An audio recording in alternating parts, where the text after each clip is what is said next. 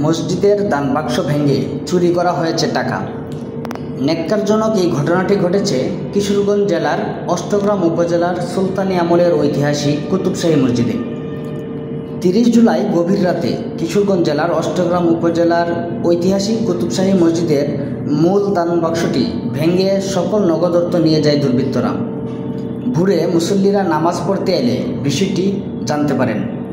এলাকাবাসী জানান, এই মসজিদে এরকম ঘটনা আগে আর কখনো ঘটেনি, যা তাদের গভীরভাবে মর্মাহত করেছে।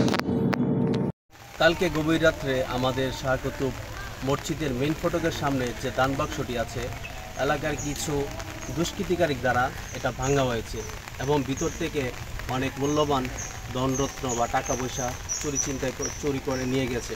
আমরা ফজরের নামাজের পরে আমরা লক্ষ্য করে দেখি যে কে বা কারা দান বাক্সের যে উপরের ডাকনা আছে, এই ডাকনা শাকল দিয়া পাড়াইয়া ভেঙ্গে সব ইয়েগুলা টাকাগুলা নিয়ে গেছে। মসজিদের ইমাম মাওলানা জালালউদ্দিন রুমি জানান, ইট, সিমেন্ট ও টাইলস দিয়ে বিশেষভাবে দানবাক্সটি মসজিদের সামনে তৈরি করা হয়েছিল। রাতের আধারে দুর্বৃত্তরা এটির উপরের অংশ ভেঙে ফেলে। পাশাপাশি অষ্টগ্রাম সদর ইউনিয়ন পরিষদের চেয়ারম্যান সৈয়দ ফাইয়াজ হাসান বাবু ও স্থানীয় বাসিন্দা সুমন দেব জানান, দেশের বিভিন্ন প্রান্ত থেকে দর্শনার্থী ও স্থানীয়রা সবসময় দান বাক্সটিতে টাকা দিত। এ ঘটনায় এলাকা জুড়ে ব্যাপক চাঞ্চল্য ও ক্ষোভের সৃষ্টি হয়েছে। ঐতিহাসিক কুতুব মসজিদের দান বাক্স চুরি এই প্রথম। আগে আমি আর কখনো শুনি নাই যে কুতুব মসজিদের দান বাক্স চুরি হয়েছে। আমি এর তীব্র নিন্দা জানাচ্ছি এবং প্রশাসনের কাছে উদাত্ত আহ্বান রাখবো যেন দ্রুত তাদেরকে আইনের আওতায় আনা হয়।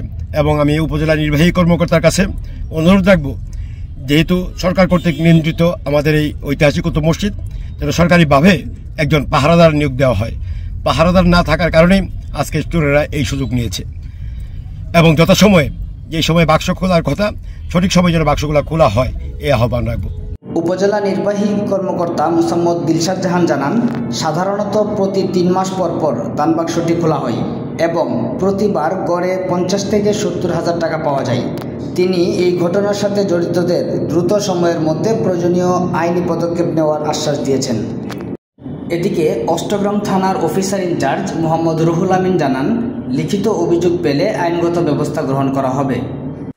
একটা ঘটনা শুনছি, বাইরে গেটের বাইরে একটা সিমেন্টের তৈরি একটা বাক্স, এটা উপরে ডাটা চার্জ করা একটা এটা হাতে টান দিলে এটা এই ঘটনা ঘটছে শুনছি। তারা কি তাদের